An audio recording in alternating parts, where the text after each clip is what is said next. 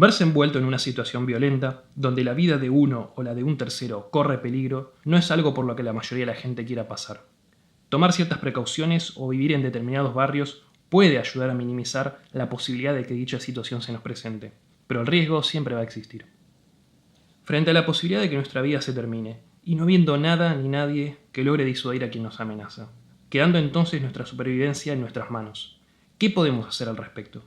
¿Cuándo una acción o un elemento puede considerarse legítimo en su uso por nuestra parte para defendernos y cuándo un exceso? Estas y muchas otras dudas van a ser las que vamos a despejar tomando el Código Penal y examinando qué dice la ley. El Código Penal argentino fue promulgado por la Ley 11.179 el 29 de octubre de 1921 y entró en vigor el 30 de abril del año siguiente.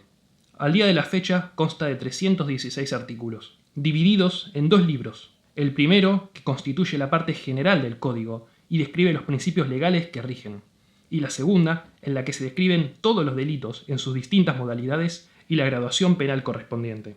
La información que nos interesa la vamos a encontrar en el quinto de los 13 títulos que integran el primer libro.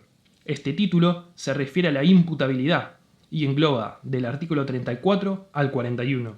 Es el artículo 34, más específicamente el inciso 6, el que nos detalla cuáles son los requisitos que se tienen que dar para que la defensa de una persona se considere legítima.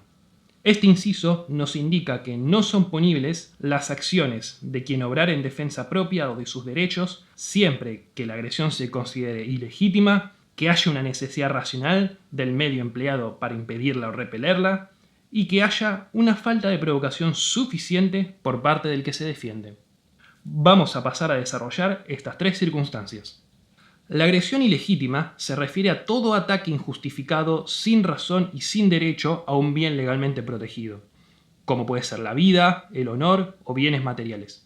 Para que esta condición se dé, no es necesario que la agresión se haya efectuado. Bien puede ser la amenaza de dicho acto. Por ejemplo, que le apunten a uno con un arma de fuego ya es razón suficiente, siempre y cuando el peligro sea actual, inminente y aparente, ya que tampoco importa si se trata de un arma descargada o de juguete, en tanto el agredido lo desconozca. La racionalidad del medio empleado indica la necesidad de que exista una proporcionalidad en la defensa respecto del ataque o inminente ataque del agresor.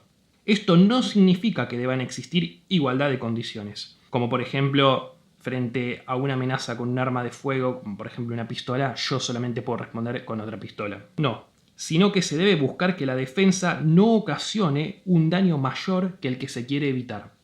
Es importante aclarar que por defensa legítima se entiende toda acción que por nuestra parte logre impedir que el agresor cumpla su cometido, y no solamente un asesinato. Matar de un tiro o una puñalada a alguien que no supone una amenaza para nuestra vida, sino que en principio solo para nuestra integridad física, como puede ser un agresor desarmado que nos amenaza con violencia física, se podría considerar un exceso en la legítima defensa.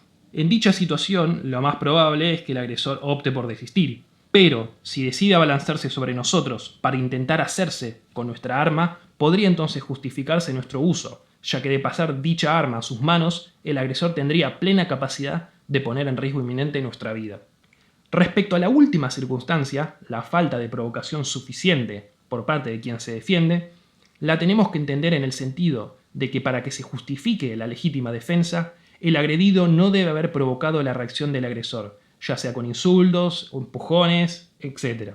Obviamente, para determinar los límites de la provocación, se toman en cuenta reacciones normales y no las condiciones de un potencial agresor que alegue haber sido provocado para evitar excusas sobre la sensibilidad del agresor que intenten justificar su violencia. Para la justicia será fundamental reconstruir la secuencia completa de eventos para determinar si se cumplen las tres circunstancias, ya que el Código Penal argentino no admite, a diferencia de otros países, la legítima defensa imperfecta, por lo que se deben cumplir los tres requisitos. El inciso 6 finaliza haciendo una aclaración fundamental sobre lo que pasa cuando estas situaciones se dan dentro de los límites de nuestra morada.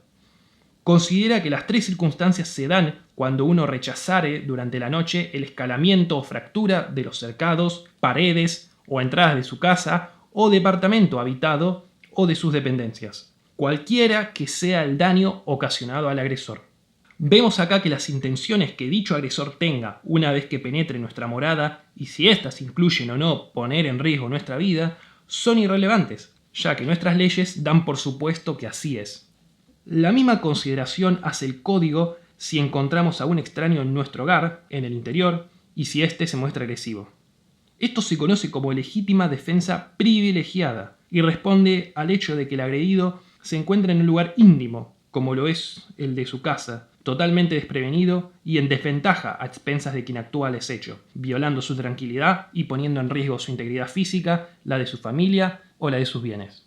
Finalmente, y en lo que respecta a defender a otro de una agresión, el artículo 34 termina con el inciso 7, el cual señala iguales circunstancias de agresión ilegítima y necesidad racional del medio empleado, y señala que nuestra defensa sería inválida si previo a ella participamos, con o sin complicidad del agredido, de una provocación al agresor de las características antes mencionadas. Esto es así para evitar la situación de que dos personas se pongan de acuerdo, para que mientras una provoca a un tercero, la otra pueda causarle un daño con pretexto de actuar en legítima defensa del que lo provocó.